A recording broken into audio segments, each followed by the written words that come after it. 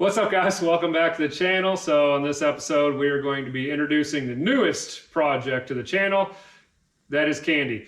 And Candy is a car that has given me it pretty much started everything for me. So it's given me the unhealthy addiction to cars I have, and it just made me who I was. First memory I ever had. What is Candy, you ask? Well, Candy is a 1957 Chevy, painted candy apple red.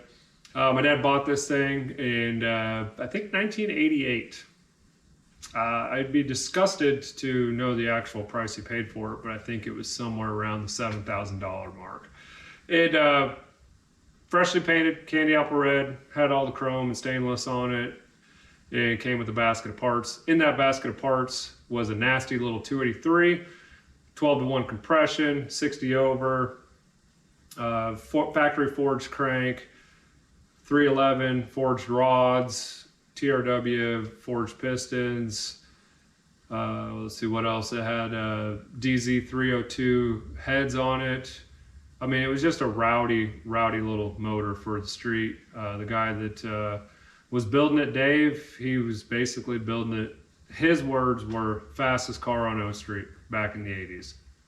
Don't know if that ever would have happened or not because it never got finished in the 80s, but mated with that was a M21 4-speed with 411 gears out back. So I mean, this thing was a pretty stout little runner for the 80s.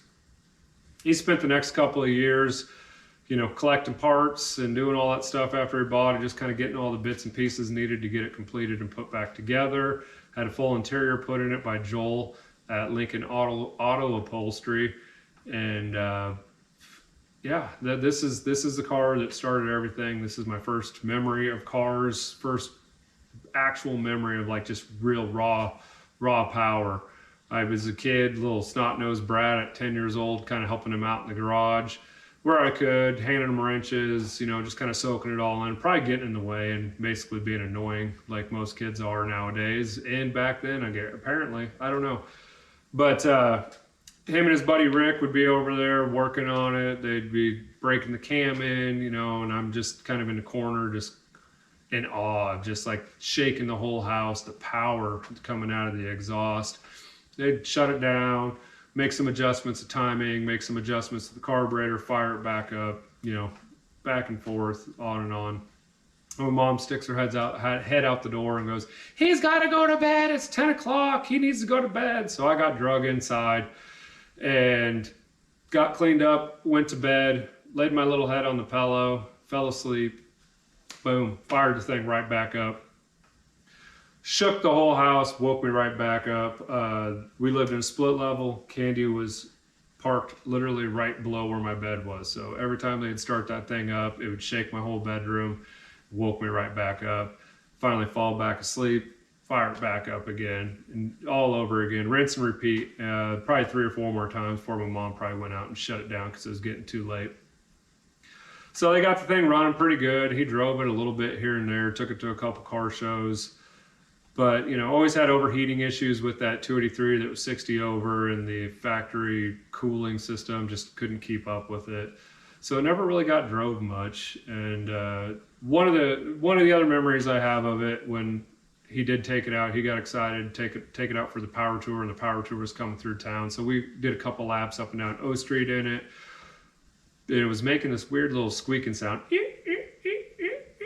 And what the hell is that? We pulled over, watched the cars go by. He called Rick that had a tow truck and said, "Hey, you got to come pick this thing up. I don't know, I got a wheel bearing or something going out. I don't want to drive it home and break something." So they hook it up to the wrecker and they start dragging it out of the parking lot, and we're watching it leave the parking lot, and we can see the front wheel just doing this. So I don't know if the lug nuts never got tightened down all the way, or, surely we didn't do the torque after 500 miles because it didn't have 500 or 100 miles or whatever it is, because it didn't have 100 miles on it. So the wheel was basically getting ready to fall off, and that's what that sound was the wheel kind of squeaking on there as it was loosening up and starting to walk off. Got that tightened down, got it brought back home, and it just kind of sat, life gets in the way, kids, the other things, so it became a a shelf in the garage, sat under the car cover. He'd pull it out every once in a while. He did buy a 66 Chevelle in that time frame that was basically just all stock, 396, 2-speed power glide, and you could jump in that thing and drive it and do whatever you want. So that was that took his fixation away from candy and just put it on something that really ran well and ran easy. So he drove 66 quite a bit, and candy just sat. Fast forward to, we'll say 2000, 2001, when I'm going through and redoing my car, which is 1969 Chevelle, and I'm looking for a motor, and I don't know, I was asking the neighbor guy, I go, hey, do you know anybody that's got a 350 or something for sale? I want to put a 350 or 383 in my car. And he's like, well, why are you out looking for a motor? You got one in that red car in your garage. Just, your dad never drives that thing. Just take the motor out of that. And I go, there's no way in hell he's going to give me that motor. I mean, that's the motor to his baby. He's not going to do that. He goes, I bet he would. And I go, there's no way. So I asked my dad, and he goes, you really want that motor? That motor's cursed. It's always been a pain in the butt. I've always had issues with it, overheating and this, that, and the other. He goes, if you want it, you can have it. Let's pull it out. We'll take it to the machine shop, get it freshened up. He insisted on deballing it, was his words, not mine. So I got a smaller cam in it. It ran pretty good for a little while in my car, but the guy that built the motor did not put did not weld the pickup tube onto the pump, and the pickup tube fell off, lost oil pressure, and ate a couple bearings. That's another story. We can talk about that on a different day. But in the time in between there, I had painted the underside of the car, body matched that, Cortez silver, and painted all the frame and all the suspension, nice gloss black, and he really liked that. And he said, you know what? Candy needs that. That's what Candy needs. It needs to look as good on the underside as it does on the outside. And I agreed. I said, I'm 100% down with that. If you want to do that, let's do it. So we started tearing it apart.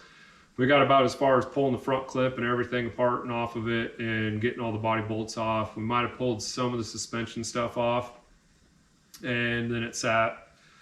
I bought a house in that time and got married and had kids, and so I got busy with other stuff, so that was on the way back burner for all my stuff, plus all my other projects, and it just kind of sat. So me and Spike and Zach were sitting in the garage one night and kind of just bullshitting, and it got brought up that, you know what, we should get Candy out and get it running for my dad's birthday. I believe it was his 61st birthday.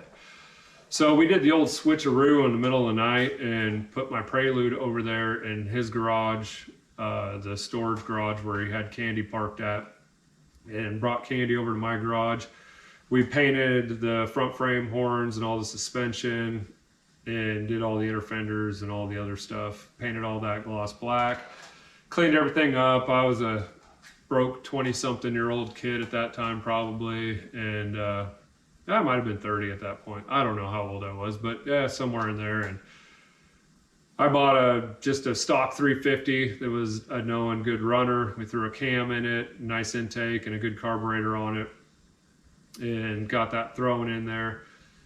And on his birthday, my dad doesn't live far from us, so he was driving home from work and drove past my garage on his birthday as we were breaking the cam in with the garage door open. And I thought for sure he'd seen us. We were busted. We'd worked so hard for like the last month and a half getting this thing done and getting all the stuff in it. It surprised him. He had no clue we were doing any of it, and I thought we were busted. Went over to his house for his birthday party. We had some beers and margaritas and all that stuff, and got him talked in. I was like, hey, you guys come over here and check out the Chevelle. I got this new cool thing for it. And he's like, all right, fine, let's go over there. So I'm on the phone with Spike or Zach, I don't remember, and I'm walking a couple paces behind my dad, and I just go, all right, when I tell you to start that thing, you start it. And right as he turned that door handle, I said, fire it up. And they fired up, and he walks in there right as that thing starts and fires off and hits that first lick on open exhaust. And it was